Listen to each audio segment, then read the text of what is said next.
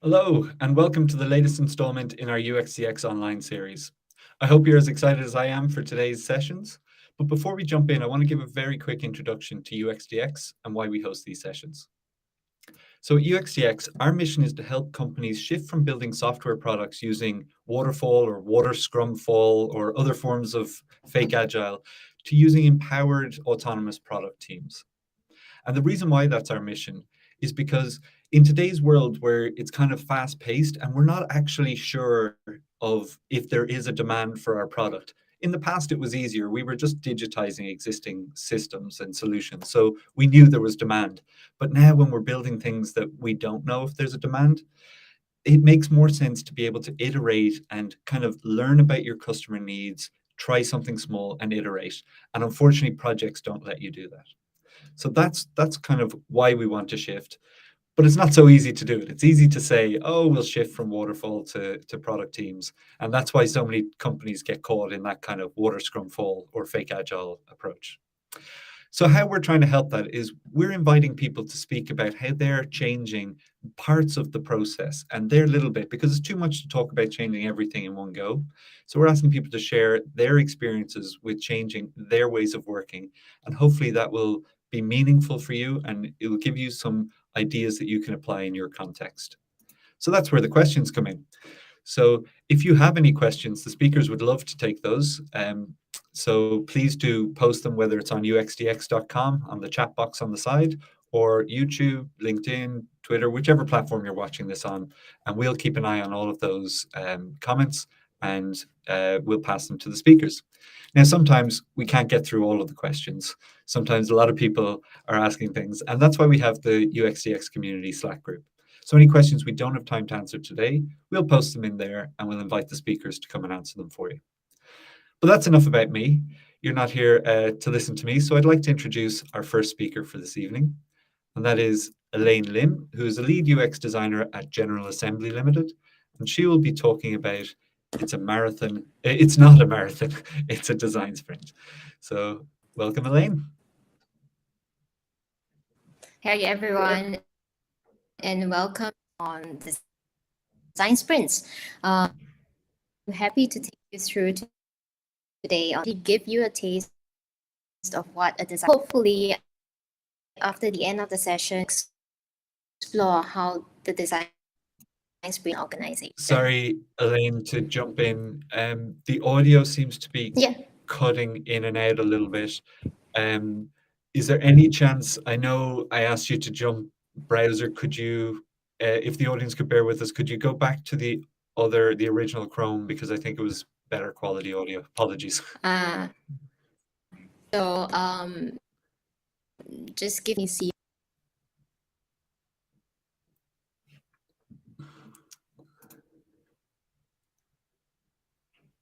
So apologies at home, just some minor technical difficulties, but hopefully Elaine will rejoin shortly and the audio should hopefully be a little bit better.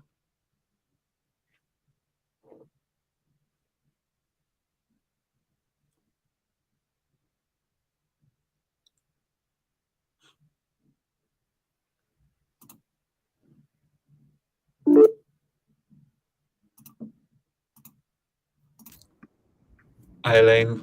Welcome back. Hey there. Are you able to hear me? Yeah, I think the audio is better, but I didn't realize that the slides were linked to the Safari browser. So apologies for this, people at home. We're just having some slight technical difficulties. What we might do as Elaine re-adds her slides here is we might just have a little bit of a change in the agenda and we might jump to Sarah to give her presentation next. So apologies for these technical difficulties. And thank you, Elaine, for sticking with us through them. So what I would like to do actually now then is invite Sarah to the stage. So Sarah is an agile coach at Genworth, and she'll be talking about turning whingers into winners. So I'm excited to hear about how you can engage stakeholders with customer feedback to drive positive outcomes. So welcome, Sarah. Thank you. Thank you very much for having me. Just going to hit share and hope it worked like it did before. Yep. Everything looks great. So over to you. Okay, fantastic. So hi everyone, lovely to meet you all, and thank you for coming along to hear what I have to say. It's always humbling when people turn up to listen to you speak and to be invited to speak to you at all. So before I begin, I'm in Australia, in Sydney, and I would traditional custodians of the land on which I stand, the Camaragal people of the Eora Nation, and I pay my respects to the elders of the past, present and future and acknowledge their connection to country. Now, I don't know everyone's backgrounds on the call or listening later on, but I'm guessing that you're here in this session because you might have something to do with product design. Maybe you're a product owner or a developer or a UX researcher, you know, either wrangling stakeholders, figuring out priorities, understanding customers, or building really cool apps and experimenting with new technology. I'm going to start you off with letting you into a little secret, which is that although I've only been in the workforce I've already been in the workforce for 15 years, sorry, I've only been working in this kind of producty space for maybe 3 years, I think it is, since 2020, not even 3 years. Likely to use the wrong terms or say something strange, so apologies in advance for that, and please do jump in if you have any questions or if you need any translation or want to pop a question on the messages or stream at all. Most of my career, I usually try to avoid telling people this, but most of my career has been in the dreaded HR land. Yes, I know, I'm lucky I got out the other side. Just kidding. It was actually a wonderful place to start your career, and largely because it taught me everything that I know about stakeholder management and how to get what you really need from people, which is the crux of what I wanted to talk to you about today. How to turn whinging into winning, specifically whingers into winning. Let's start off with a bit of self-reflection. I want you all to take a moment to think about the last time you were having a good old rant about something, like a real proper whinge. And I should clarify that something that I'm talking about is not, your partner or your kids or your flatmate or your dog. I mean something that you were receiving or not receiving, as the case may be, as a customer. You may have even used. Hopefully my slides are going to work. Yes, there it is, that angry face emoji in a text to your friend or a colleague explaining what had happened. There were emotions and frustrations and possibly clenched jaws and deep sighs. Why does it have to be this difficult? Why don't they understand what I need? So if you were lucky, you might have received an email later on asking you to fill in a survey about your experience. And if you happen to have a moment in your hectic life, you might fill in the response, which will go somewhere into the land of data for a little bit and ultimately, hopefully, land in the hands of a producty, UXy, developy type person who will care deeply and fix your problem. So I want you to think about that feedback, that thing that was really annoying you, that experience that you were having, and just bring to mind a word or two that really explains the frustration and emotion that you were feeling at that time. Now, I want you to take your customer hat off and put your producty, developy person hat on and read what your customer, you, might have written in your feedback. How likely are you to recommend us to a friend or colleague? Well, not very likely. And then you might, if you really had time, write some information in there about why. Now, with your producty hat still on, or your developy hat, I'd like you to think about a word that explains how you're feeling after having read this information or seen this rating. I'm willing to bet that the word is not as strong as the first word that you used when you were explaining the experience as the customer. So now, before I go on to explain more about my theory about turning whingers into winners, I probably should give you a little bit of context about my slightly weird HRE background. Context is key after all, and we will talk more about that later. So I've grown up in this kind of opposing environment where my dad was a pretty high-flying banker and my mum was a nurse and then a coach and a caretaker. So one half of my influence was a lot about the data and the numbers and the facts and the figures and negotiating hard and winning. And the other half was all about how you felt and caring and nurturing and listening to others. And then I took this to the next level, as I had said before, by working in HR, but in an investment bank myself. Again, quite a lot of opposing influences now that I kind of reflect back on it. And after, as I said, a long time in HR, I decided that I wanted a career shift because I thought there were other ways that I could help people, which was the reason I'd gotten into HR in the first place. And I took the opportunity to move into a role where I would be helping product owners and leaders understand their customers better. So this is my story, and we know every story has many perspectives, and I can only genuinely share mine, so take it with a grain of salt, but this is how I saw what played out. So the team that I joined was full of really experienced UX designers and researchers and analysts. We were like a little consulting function supporting the development squads with product owners, engineers, developers, testers, all super smart people with really sought after skills. And I was none of these things at all, but I did know how to listen and how to engage with leaders and how to kind of connect the dots. I was also, though, a bit of a closet data nerd. I liked my Excel spreadsheets, and my new role really allowed me to indulge that side of myself by kind of delving into swathes of customer feedback data.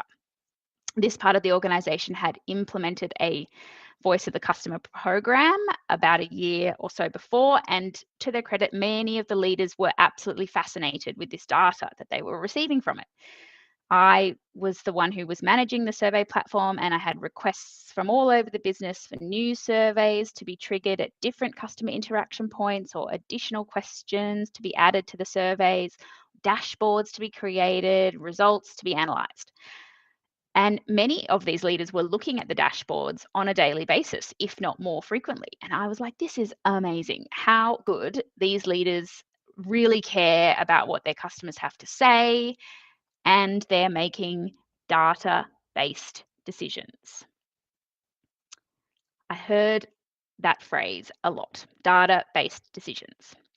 The months went by, and yes, many improvements were put into place, but I did begin to notice less interest in the data and increasingly kind of a frustration when similar themes were highlighted from month to month.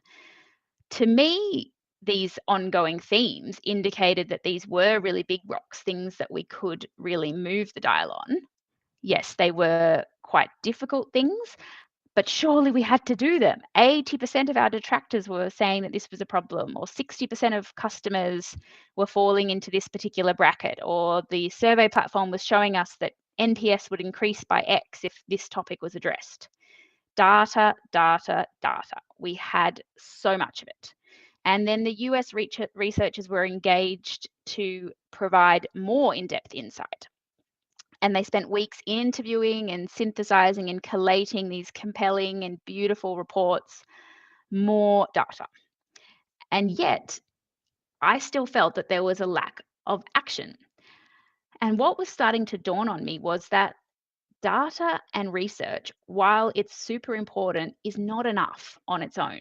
In fact, sometimes lots of data just creates lots of noise, and the noise becomes so constant that it starts to be ignored and justified.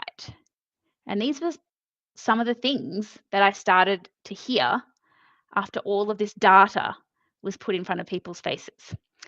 Those customers are just an edge case. They aren't our target market anyway. Only old retirees have time to fill those surveys in. We're obviously asking the wrong questions, and things were just being justified. The excuses started to really pile up. And I was like, what am I missing? The data is all there. Why is it being kind of dismissed? And then one day I had the opportunity to bring along a senior executive to a customer interview I was doing. And it was an absolutely fascinating experience. The same old issue was raised. Here we go again, I thought. The executive will maybe brush over it, or, and then we'll talk about it after the interview and he'll tell me that, that customer was just an edge case. But that wasn't what was happening. I could see that the executive was actually really engaged and interested in the conversation, and he kept delving, asking more and more questions. Why this? Why that? The good old 5 whys. It was actually working. And the customer was engaging and eloquent and kind of shared all this context that had led up to this feedback. And it was honestly like seeing a light bulb turn on or a fire start. Suddenly, there was passion and energy and drive to solve this problem. And miraculously, there was some budget as well. And I was like, what the heck? I've been telling you this for months. Clearly, my influencing skills are terrible. And maybe they were. But once I got over myself and realized that I should just be happy with this end result, my takeout from this and kind of what I observed as I put this trick into practice on multiple future occasions with senior leaders, with product owners, developers, customer service representatives, lots of different people across the organization, was that this genuine connection and building empathy is a hugely powerful thing, much more powerful than the data, in my humble opinion. Now, after this brief stint as a customer insights manager, I've actually now ended up as a Scrum Master. And anyone who is a Scrum Master or has a Scrum Master should know that we do have a bit of a bias to action. Inaction and apathy leads to waste, and we really don't like waste. So reflecting back on it now, I do feel like a lot of the time and effort that my team and the organization as a whole had spent on building this kind of customer focused team was quite wasted. And also, I guess, the time and effort of the customers who were providing us with this feedback and information was also wasted. We, as the customer experience team, had some empathy for the customers, but we weren't the ones building the product or making the priority decisions. So, we can only try. And then the product owners didn't, were receiving it on a piece of paper, as a data point, but the story was often secondhand or third hand or fourth hand, or sometimes not even included because it wouldn't fit on the slide. And so that empathy that can be created from that storytelling and connection, it was really diluted until it was lost and the action was lost. So I guess that's kind of what I've tried to take now into my team, my development team that I'm working with, is to kind of get the whole team immersed in understanding and building out that customer experience. I would rather that we have less data points and more actual connection with the customers so that we can really understand and drive that action. Obviously, if you've got the opportunity to have both, then that's fantastic. And the data is always important to have to be able to back up your, I guess, your hunches or the way that you feel like you might be leaning after having had conversations with customers. But you can't miss that step, because what you don't want is to be left with someone whinging, really, about someone else whinging. I would, in this middle role, I was kind of in this space where I had, and I'm sure probably some of you have been in this space as well, you have stakeholders telling you, oh, well, they're just whinging. And then you're listening to the customers and they're whinging. And really, you've just got whingers whinging at each other, but nothing actually happening. So what you really want to be able to do is to kind of turn that emotion that you were feeling when you were explaining your experience or thinking about your experience at the beginning of this session. That emotion is pure gold. You want to turn that into action for your customers. You want to take that drive that your customers are giving you through that emotion that they're sharing with you into your product and being able to win, for the sake of a better word, the game. So that's really all I had to say about turning whingers into winners. And hopefully that is something that you can easily, quickly bring into your teams. I found it's really fascinating to see how people respond when they're suddenly put into the shoes of their customers. My team that I'm working with at the moment are working mainly with internal customers, which does make it a little easier to access the customers, but we quite often we'll be having a conversation and we'll just share screens and the team will be sitting there going, oh my gosh, I did not realize how frustrating that must be for you, having to click here or press that or open this box or whatever it is that they're having to do. So it's really given us much more of a drive or a level of enthusiasm, and also it helps the customers to feel that we're listening to them. They provide us more feedback because they know that we're listening to them, and then we get more insight into how we can improve the products that we're working on. So that's it. Excellent. Thank you very much. Those kind of nice examples of how to try and get those people on side who the whingers, as you were saying. Yeah.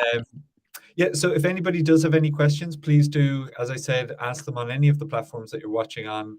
We're monitoring all of them, and we'll pass those through to Sarah. I'd like to start because I was thinking about an experience that I've had where it was very strange. We were working very closely with a stakeholder, and they were very personable one-to-one.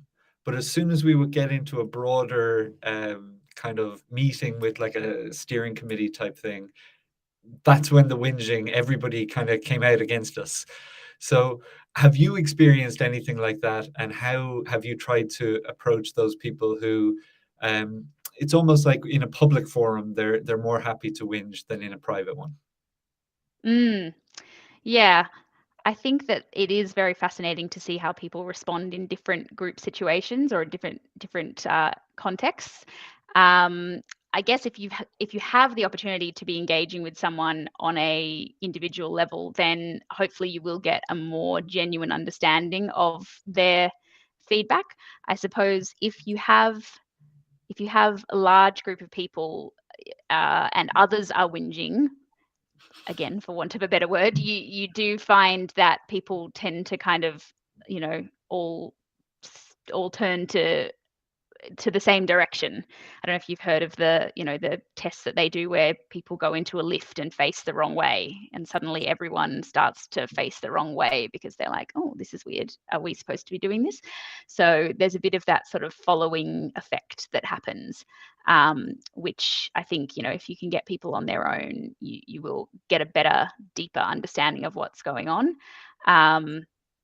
I suppose, there's so many elements when it comes to groups and how relationships are working. And if it's product people that are all trying to compete for different priorities, or if it's leaders that want to look good in a certain light, it's very difficult to kind of, to have that conversation and really feel like you're getting the right information out of people. But yeah, I would say try to keep the engagements as much as you can on a one-to-one basis to really get that deep insight. Yeah, what happened with us, like we just went back and were saying, why do you keep doing this? And eventually we got it out that he thought we were doing great work, and if he said it was good, then the company would move us somewhere else and go, okay, they're finished with you, and move us on to some other part of the problem. So he was whinging to keep us around, which Wow. it's a strange one. That is very strange. But yes, like I said, you probably got that out of him on an individual conversation, I imagine, rather than when he was in the room with the stakeholders.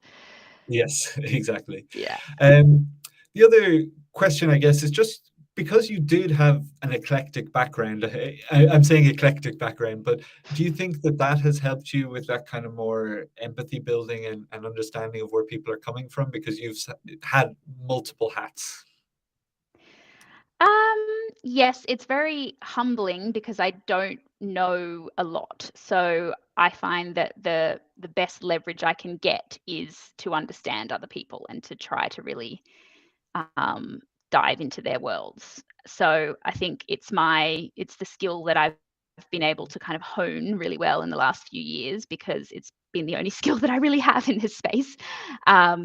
But yeah, I think probably having worked with such a variety of people when you're in HR and you're working across a whole organization, you're kind of working from leaders all the way down to graduates, from this, tech people all the way through to bankers, through to whatever else you might be dealing with. So yeah, you kind of have to be able to read people, which has definitely helped in this space. Excellent. And oh, the question, I should have written it down. My mind went blank.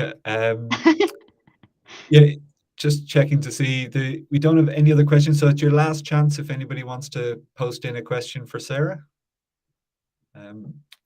But otherwise, I might just thank you very much for sharing your insights. And I hope everybody out there enjoyed it as much as I did. Thank you for having me. I appreciate it.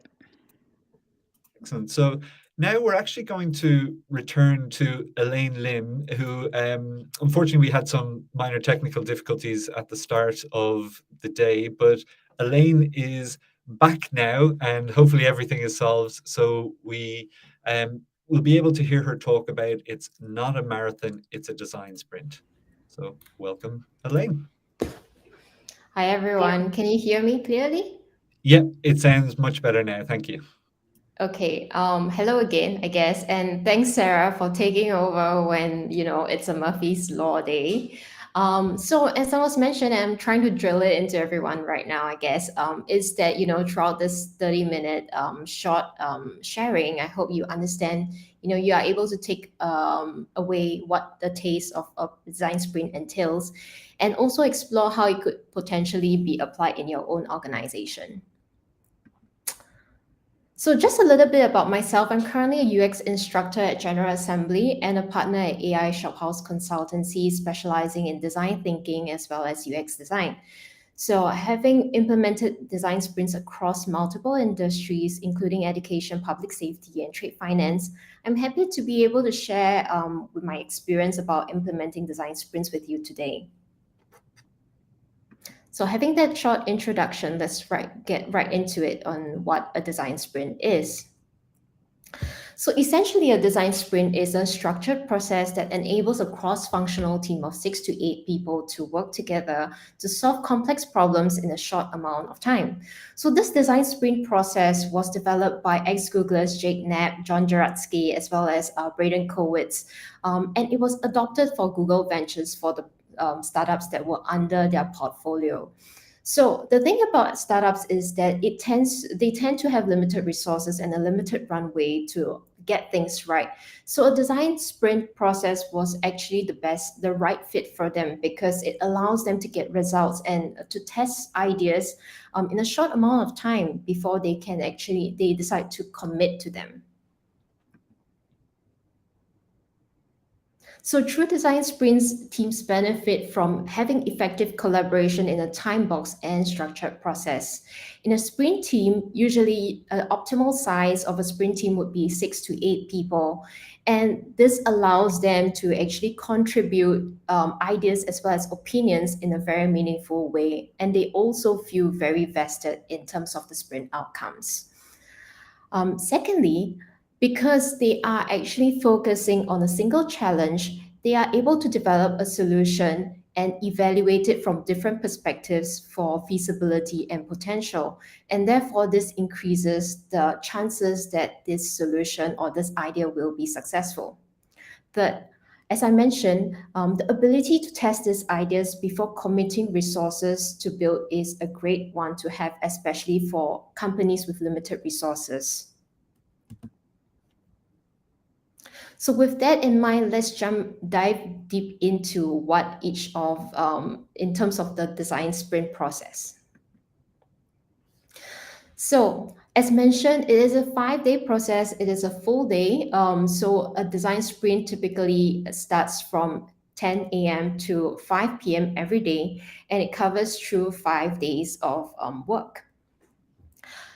Each of the design sprint has a different theme, and this mimics the design thinking from problem discovery as well as solution design. So we typically start a design sprint on a Monday where we start to set goals for the whole sprint as well as for the team. And secondly, we also try to do discovery of the problem space. Through activities such as expert interviews, the team actually gets an in-depth understanding of the subject matter or of the problem space from experts. So from there, this creates a common ground where teams can take off and move on to the other stages of the design sprint. At the end of the first day, what they will do is to decide a focal point or single challenge for ideation and problem solving. So bringing the challenge into the second day is where all the ideas will come.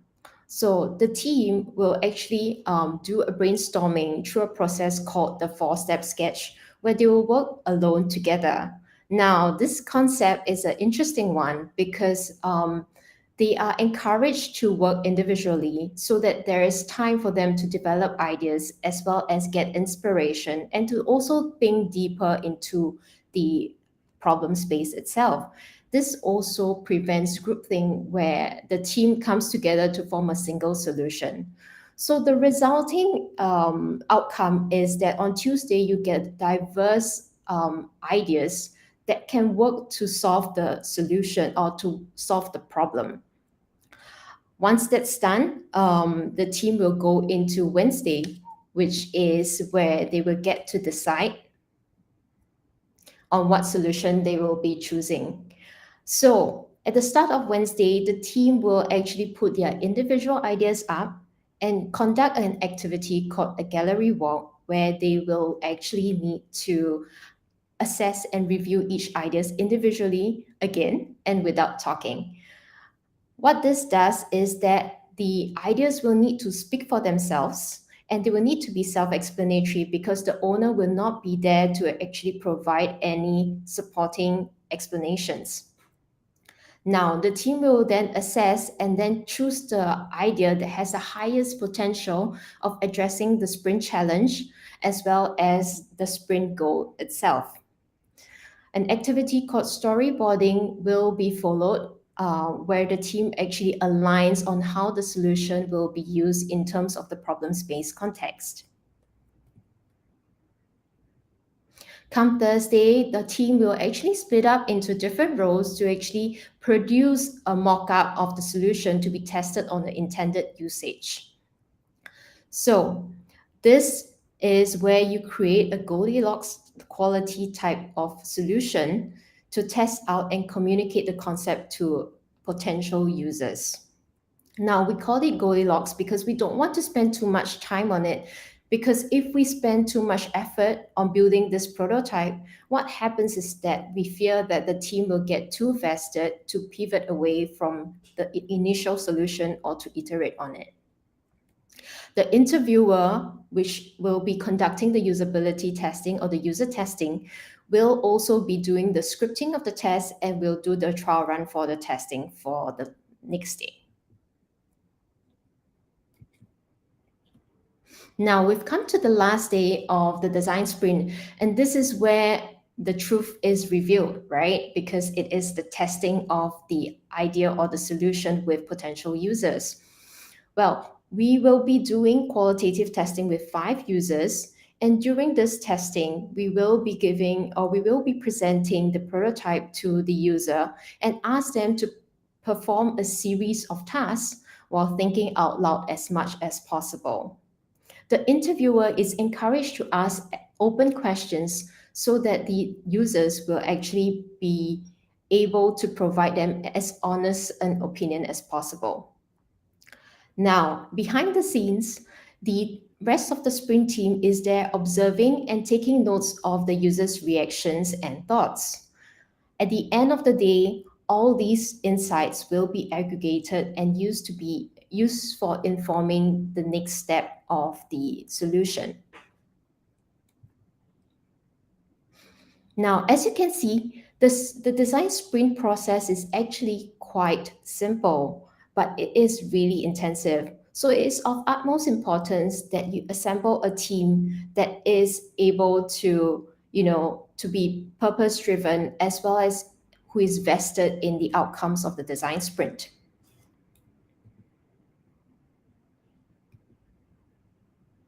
In every team, there should be a facilitator who is responsible for driving the agenda of the overall sprint process. This not only means that they are managing time, but they are also encouraging each sprint team member to have full participation and also encourage and establish mutual understanding within the team. They will also need to be taking down notes and creating group artifacts as well as the shared memory. Now, you will also need one or two deciders who will be the decision maker for the whole sprint. This is like the CEO of the whole sprint, and when there are any decisions to be made during the sprint, these decisions will be deferred to the deciders. This helps to ensure that the team does not get stuck or hung up on making decisions and are able to progress with the agenda of the sprint. Once those two roles are decided, you'll need to find 5 or 6 team members from different functions, because that is the true value of a design sprint. Bring people from multidisciplinary teams together to solve problems. So depending on your problem space, you might have one or more of these experts that we listed here, or even none at all. Now, you might be thinking, are all problems suitable for a design sprint? It is likely so, but there are situations whereby, the design sprint is suitable because it can give the best outcomes. So in particular, the design sprint process flourishes in problem spaces where it would benefit from having multidisciplinary experts or expertise or perspectives. If you are thinking about using a design sprint for a visual design problem, it might not be such a great idea because the problem space is really specific, and you might be better off getting a team of designers to come in to actually provide some ideas and to decide during that session. Also, design sprints work great when there is a huge potential impact to the customer as well as to your organization. In these scenarios, it is also easier to get buy-in from your management in order to, because of the potential return to investment. Now, with all this in place, there's still some inherent challenges of every organization that makes adapting the design sprint challenging. So the good thing is that the design sprint methodology has been around for some years now, and that a lot of teams and organizations have been able to adapt it to their own specific use cases. And these are some of the ones that I've experimented and tried on. So the first challenge comes from small organizations where your colleagues can't afford to take time away from daily work for a full design sprint. So coming from a startup prior, I truly appreciate this challenge. What I've tried to do is to spread activities out in a design sprint over 2 weeks, and only including the wider team for the activities covered in the first 3 days. That leaves the prototyping as well as the testing to a product team or a design team. The only catch here is that in order for the team not to lose steam, you will want to complete all the activities within a 2-week period, and also create an engagement strategy where you will encourage them, or you will remind them of the progress that has been made so far. Lastly, you'll also need to create a socialization strategy for updating and engaging sprint team members when the testing has been completed and decisions need to be made about the next steps. Secondly, a lot of organizations now are fully remote. Now, the original design sprint was designed for a in-person setting where the group will spend time together in an enclosed space for the whole period of the 5 days. However, with COVID, there are now a lot of resources on how you could conduct a remote sprint. One thing is to utilize a virtual whiteboarding tool such as your Miro or Mural or even Figma for the workshop. You need to limit each session to a maximum of 2 hours due to a limited attention spans in a remote setting versus a virtual setting. Another pro tip is that in order to familiarize everyone with the virtual whiteboarding tool, especially if it's their first time, you might want to run a short orientation consisting of a game to allow them to utilize different tools of the board. Now, the third challenge comes in huge organizations whereby there are just too many candidates for a sprint. Well, unfortunately, the sad truth is, or the sad reality is that you need to be selective. Get recommendations for participants who are looking to proactively contribute and are vested towards the outcomes of the problem space. If needed, you could also include some of these stakeholders as experts on the first day during the expert interviews. That way, they are still able to contribute fully to the design sprint. Lastly, because it's a huge organization, you want to have a socialization strategy to communicate outcomes to a wider audience.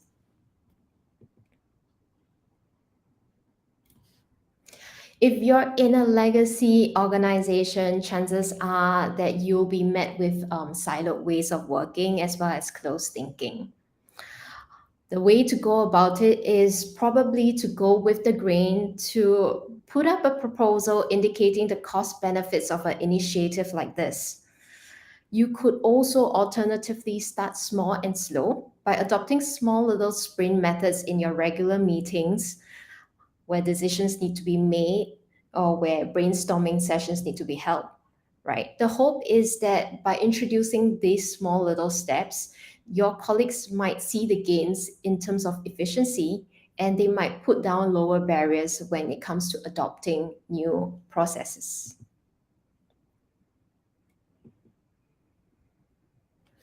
The last one is if the problem space is about a physical product or an experience.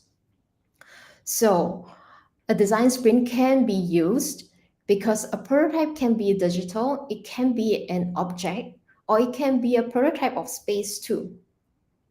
If a pamphlet or brochure or pitch deck is one of your marketing channels to get to know about the product, you could also use this to actually test the concept of your idea.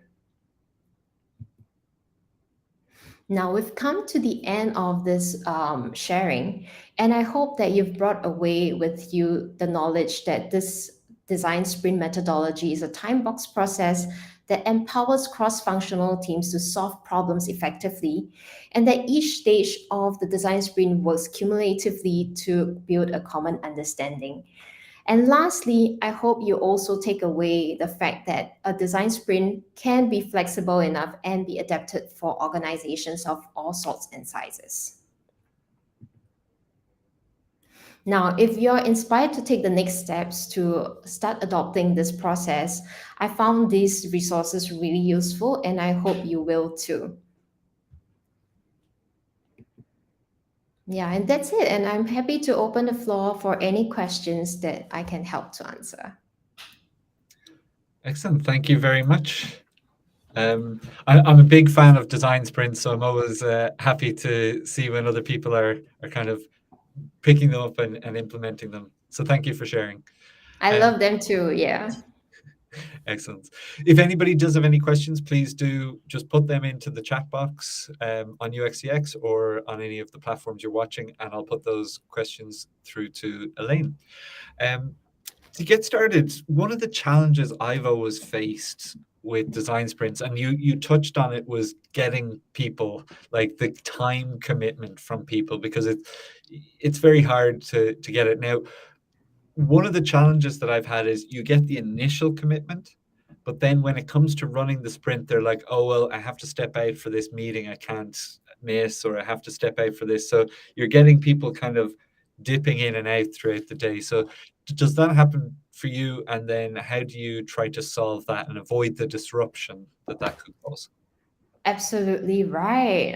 You're damn spot on this, because like I've experienced this quite a little bit during my experience running design sprints. So it really depends. So what happened was that one of the stakeholders had to run out for a meeting, and that was for a few hours.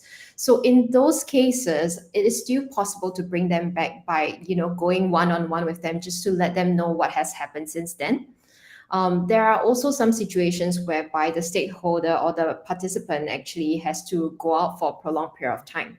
In that case, usually we will have to tell them, hey, sorry, but because this is a really intensive process and things move really fast, we won't be able to include you back, especially if they are missing the second day. Yeah, because the second day is where your ideas come out. And for me, if you are not contributing, then it's really difficult to bring you back in. Yeah. But how about yourself? Yeah, I've only really worked in one organization that did them, and it was just they kind of would host them off-site was the solution, because that helped to kind of, this was pre-COVID days. Pre-COVID, yeah. The office. But that was the solution, because we found if it was ever run on site, it was just too easy for people to step out, and or somebody gives a knock on the door because some fire has started that needs to be addressed immediately. So that was the solution, was to take people. And it was also, I found, a secondary benefit of it gets people kind of a bit more free thinking when you're in a new space. Definitely. Yeah, I agree. What kind of frequency would you be running your design sprints at? Usually what happens is that after the initial sprint, you might have an iteration cycle. So that's where you probably would have a shorter sprint cycle. You won't need to, it depends on what the issue is. Maybe you didn't understand the problem enough, or maybe like the prototype needs a little bit of tweaking before it's being tested again.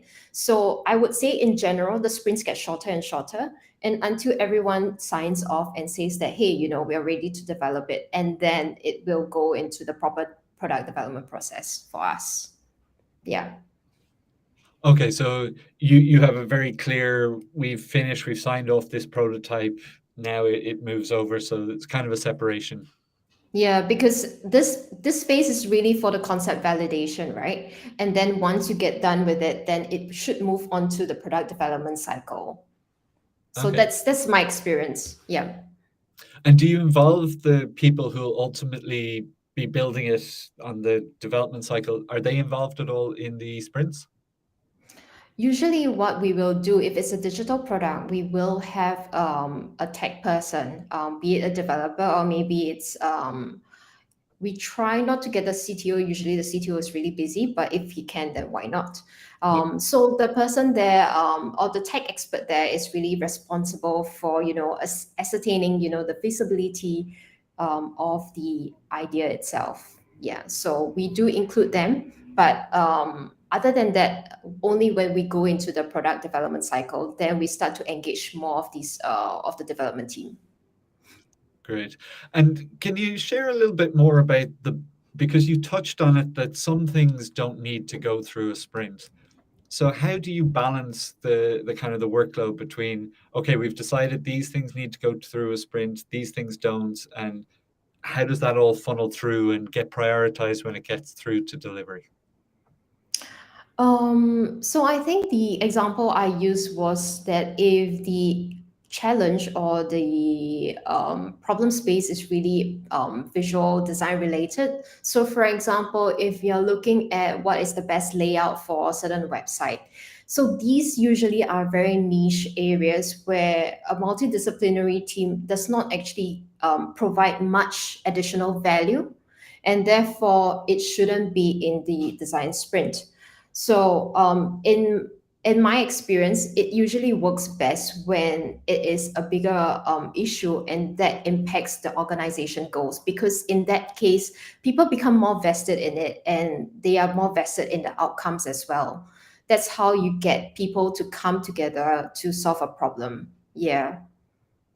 That's a great kind of delineation. Excellent.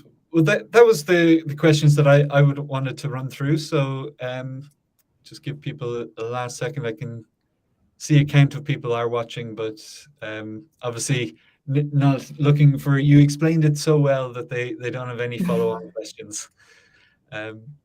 So I think we'll finish up there then. So thank you very much, Elaine, for sharing Thanks, everything about Rory. design sprints.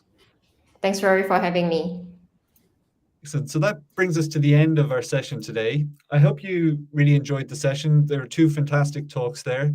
But I just wanted to highlight that we do also run conferences, and our next one coming up is in the USA in New York in May, 2 months' time. We'll have 25 speakers. There's 8 workshops. There'll be 500 people physically attending, as well as probably another 500 or more online. And we always get people across functions, so product, UX, design, and dev, because as part of our mission of getting to a product team, if you're expected to work together, we really feel strongly that it's important to learn together as well, so you can empathize and really understand what each role is bringing to the team. So please do consider joining us there. And if not, I'll see you at the next UXDX online. Thank you very much.